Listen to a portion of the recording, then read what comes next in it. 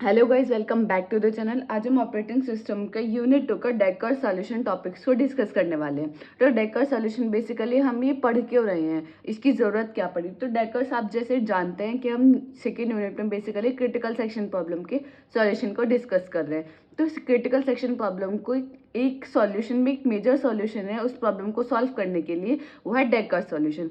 तो decker solution है क्या, हम इसे क्यों यूज़ कर रहे हैं। डेकर सॉल्यूशन बेसिकली कब यूज़ होता है, जब हमारे पास एक से ज़्यादा प्रोसेसेस हो, P1 P2। जब एक से ज़्यादा प्रोसेसेस हो या आप मान लीजिए दो से ज़्यादा प्रोसेसेस हो, तब हम किस चीज़ का यूज़ करते हैं कि क्रिटिकल सेक्शन में कौन एंटर करेगा।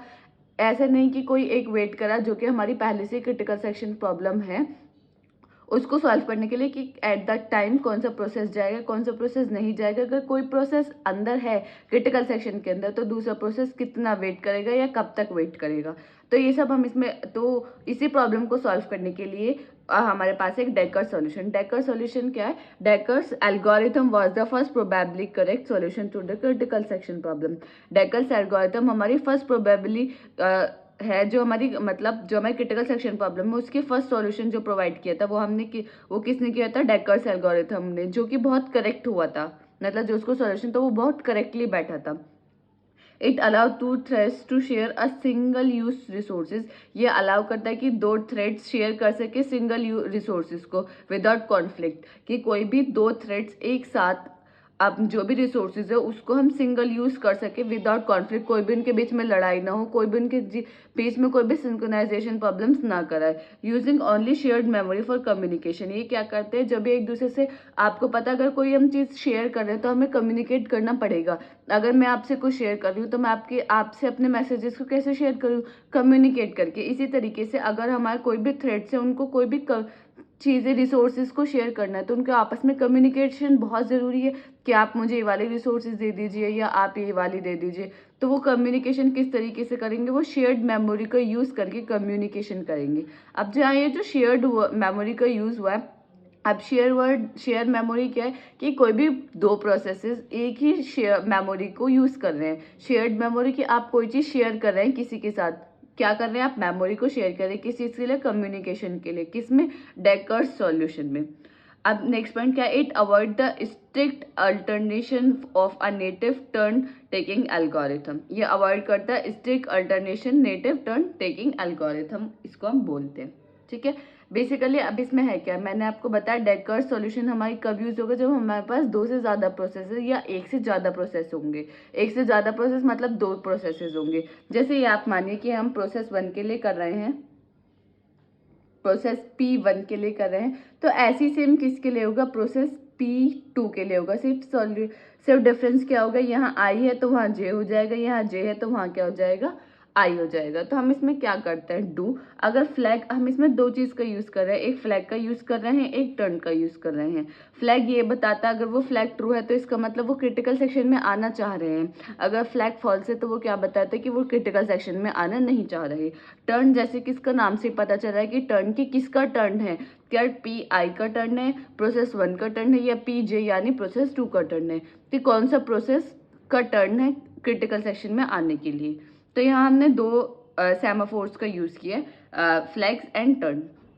तो do flag I equal to true. Flag i क्या है? ट्रू। इसका मतलब क्या है कि जो आई है यानी प्रोसेस 1 क्या है? क्रिटिकल सेक्शन में आने के लिए रेडी है, कि मुझे क्रिटिकल सेक्शन में आना है। उसने अपनी फ्लैग की वैल्यू क्या कर दिया? ट्रू कर दिया। अगर उसे क्रिटिकल सेक्शन में आना है तो उसने क्या किया? अपने फ्लैग की वैल्यू को क्या करना पड़ेगा? उसे ट्रू करना पड़ेगा। वाइल फ्लैग जे, अब मैं आपको बताती हूँ, जैसे फ्लैग आई ने अपनी वैल्यू को ट्रू करी, लेकिन उसे चेक कौन करेगा? फ्लैग जे। अगर फ्लैग जे ने अपनी वैल्यू ट्रू करी तो उसको चेक कौन करेगा कि वो आएगा नहीं आएगा, उसका टर्न है नहीं है, तो कौन करेगा? पी जे। आई का टर्न है तो जे चेक करेगा, जे का टर्न है तो आई चेक करेगा। इस तरीके से इसमें चेक करते हैं।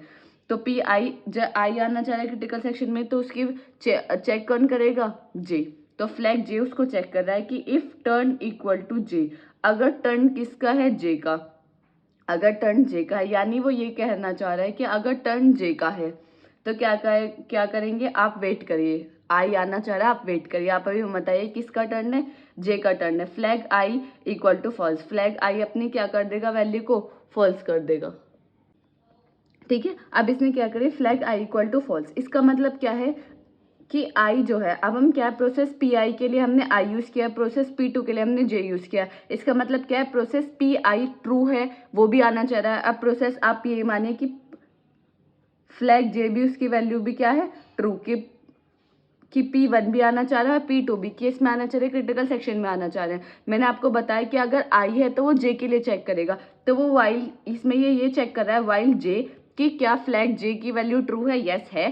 फ्लैग J जो है वो क्या आना चाह रहा है क्रिटिकल सेक्शन के अंदर। फिर वो उसके बाद क्या चेक करेगा कि ये वैल्यू ट्रू है, तो देन ये चेक करेगा इफ टर्न इक्वल टू जे, क्या टर्न भी जे का है। अगर जे ने अपनी फ्लैग की वैल्यू ट्रू कर दे, क्या टर्न भी जे का है। अगर टर्न जे का है तो ठीक है, कोई बात नहीं, flag I equal to false, तो फ्लैग आई अपनी वैल्यू को क्या कर देगा, फॉल्स कर देगा। और वाइल टर्न इक्वल टू जे, जब तक जे का टर्न है वो अपना क्रिटिकल सेक्शन में काम करते रहेंगे, तब तक उनको मतलब ये क्योंकि सेमीकोलन यहाँ सेमीकोलन लगा हुआ है, तो तब तक ये वैल्यू है, तो इसका मतलब दूसरी वैल्यू कोई भी एग्जीक्यूट नहीं होगी। तो वाइल टर्न इक्वल टू जे, हाँ ठीक है, जे का टर्न है, तो टर्न जब जे का है तो वो किस में चल जाएगा, क्रिटिकल सेक्शन में चले जाएगा। क्रिटिकल सेक्शन में जब तक वो अपना काम करेगा करता रहेगा, उसके बाद क्या आएगा, flag I equal to true, वो अपनी वैल्यू को, इसका मतलब क्या है कि जे ने अपना काम कर लिया, फिर उसने क्या कर दिया, आई की वैल्यू को ट्रू कर दिया। आई की वैल्यू को जैसे ही उसने ट्रू किया, तो इसका मतलब क्या है कि फ्लैग आई यानी प्रोसेस 1 क्रिटिकल सेक्शन में जाने के लिए रेडी है।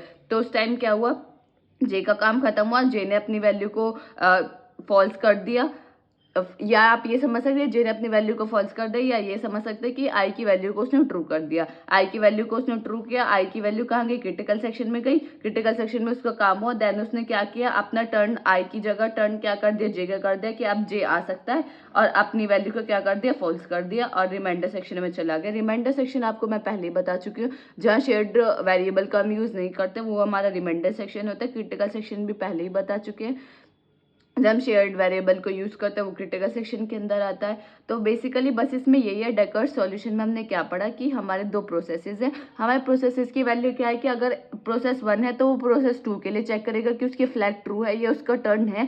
प्रोसेस 2 है तो वो प्रोसेस 1 के लिए चेक करेगा। मैंने यहाँ प्रोसेस 1 का कर दिया, सेम ऐसे प्रोसेस 2 का होगा, सिर्फ आई की जगह जे होगा, जे की जगह आई होगा। ये सिर्फ ये चेक करेगा, अगर उसका काम हो जाता है, जैसे जे गया क्रिटिकल सेक्शन के अंदर, तो क्रिटिकल सेक्शन के अंदर उसने अपना काम किया और वो क्या कर देगा, आई की वैल्यू को ट्रू कर देगा।